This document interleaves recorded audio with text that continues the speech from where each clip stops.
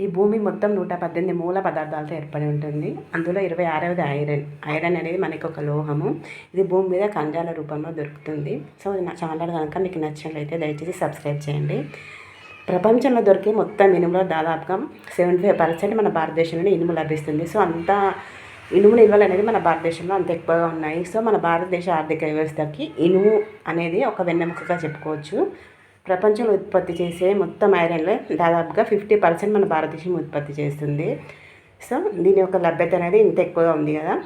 దీని స్ట్రక్చర్ ఎలా ఉంటుందంటే, దీని యొక్క కేంద్రకంలో 26 ప్రోటాన్స్ ఉంటాయి, 30 న్యూట్రాన్స్ ఉంటాయి. ప్రోటాన్స్కి మరియు న్యూట్రాన్స్కి ఉన్న బంధాలు అనేవి చాలా బలంగా ఉండి కేంద్రకాన్ని స్థిరంగా ఉంచడంలో తోడ్పడుతుంది.